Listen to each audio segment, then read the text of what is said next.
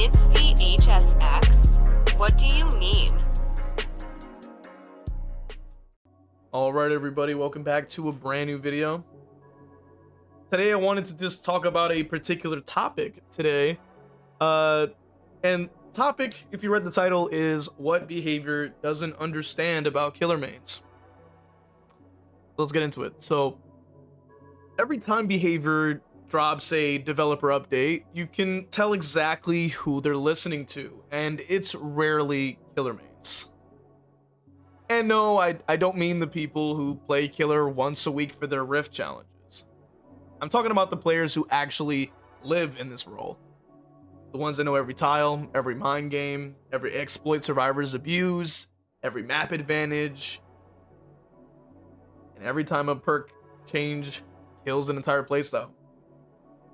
Today we're talking about what behavior still doesn't understand about killer mains, especially the ones who are actually trying to win. And the first thing that I want to talk about really is that behavior is designing the game for casuals. And as a community, we're trying to balance essentially around tournaments. And we have to start here because this is the root of everything. Behavior is creating killers that look fun in trailers, but they balance them around the vast majority of the casual survivor players. And then you get this situation where killers have to be at least easy enough to understand for even casual killers too, to be able to pick them up, but also not to be too strong for the 4 people in the world who can chain perfect loops in the highest percentage, right? Like these smallest percentage of players.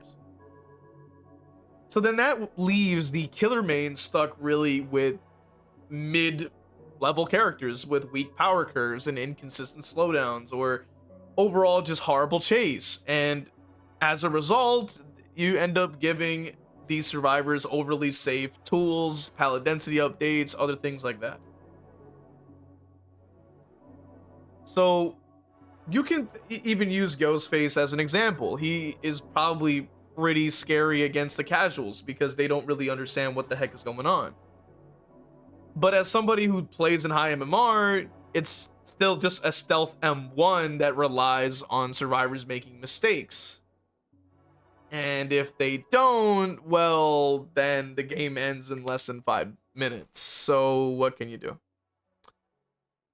Now, the other aspect of it is that killer, it really is the role that you have to really work for.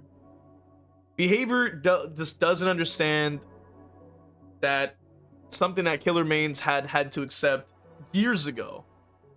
And killer is the only role where your mistakes matter. Survivor dies because their teammates sandbag them. Oh well, 3 others can still win. Killer makes 1 mistake, suddenly you've lost 20% of all your gens, and next thing you know, 3 pop. So killer mains don't really want the role to be easier, because that's a quote-unquote counter argument you hear from survivor mains. We just want the game to be fair. You know, there's a difference. And here's the thing as well. And I think maybe this is also like what behavior's thinking. I think that behavior thinks that we want to kind of steamroll survivors or something like that all the time. But that's not really what it is. Like, we're not trying to stomp these survivors. We just want a level of agency, right? We want the feeling that if we outplay someone, it actually matters. Like, that our decisions matter just as much as the survivors does. But behavior focuses so much on preventing like killer, like, you know, getting so many kills and 4Ks and all this complaining on Twitter or whatever have you. They forget to prevent the opposite. Survivors are steamrolling killers because a lot of the killers on the roster can't really compete against it. And it's not even that we're asking for Nurse like to be re-released into a brand new killer. Like, we're not asking for Nurse or Blights. We're just asking for a chance to take a damn breath between gens, honestly. Another aspect as well is that they just for some reason don't understand how much map design dictates killers' success. Half the killers in this game need buffs, yes, but the maps also contribute to how weak these killers are.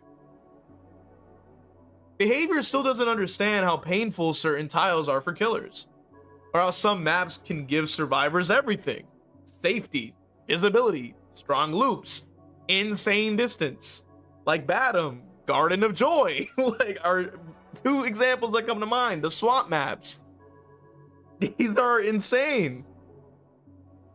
Map design is more important than perk design, more important than killer powers a lot of the time. If the terrain is against you, right, the map is against you, nothing matters. Your experience, your skill, your power, none of that even applies if your character sucks. And if the map is strong enough, well, good luck. Good luck, pal. Good luck. Killer mains know this because we feel it every game. Behavior doesn't, because they're not in the matches. They don't play their own game. And another thing that I want to bring up, survivor mains and probably even behavior who are also survivor mains think probably killers only complain to complain. Killer mains get written off as toxic, sweaty, complainers, copers, you know, tunnelers, campers, whatever you can think of. There's a bunch of labels for killer players. But do you know why the killer mains are saying all of this?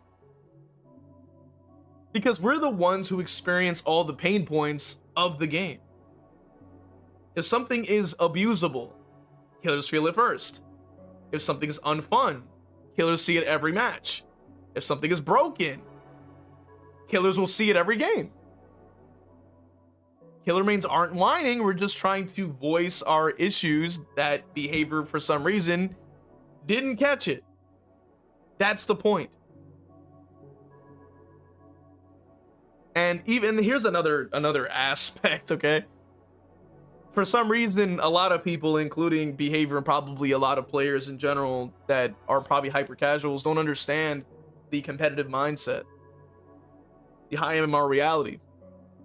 When you hit high MMR, which is a buzzword, but you guys understand what I'm talking about. If you go against competent players who understand how to play this game, loop incredibly efficiently, stuff like that, the game is completely different, night and day.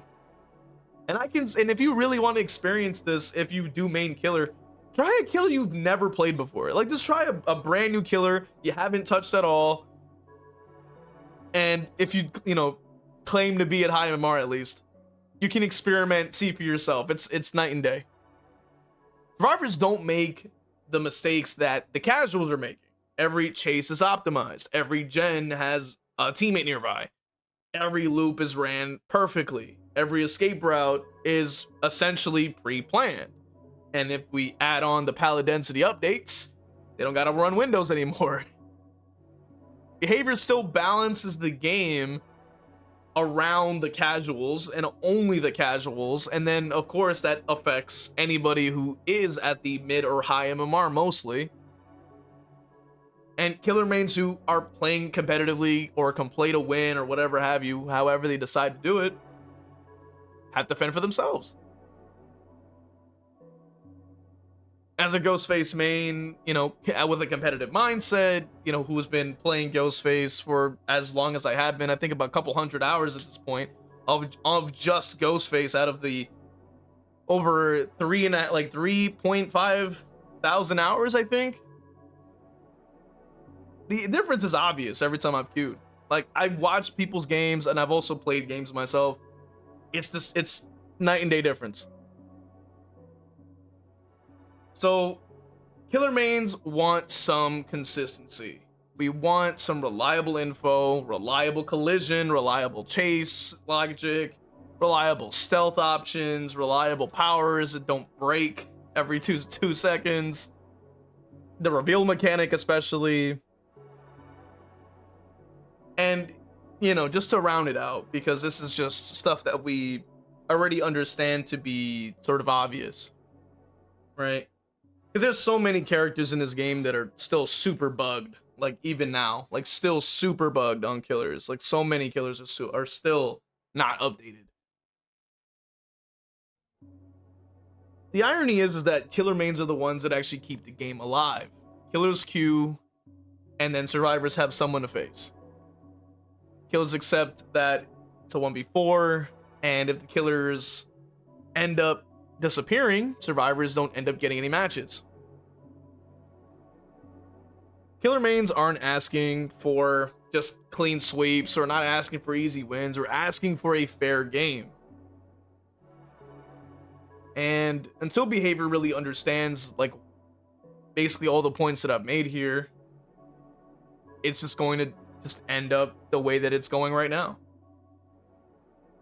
So yeah, I mean, kind of goes without saying. So if you enjoyed this from my perspective as a P100 Ghostface main top 1%, make sure you hit the like button, subscribe to all the YouTube things, and become a member for exclusive content and other things like it.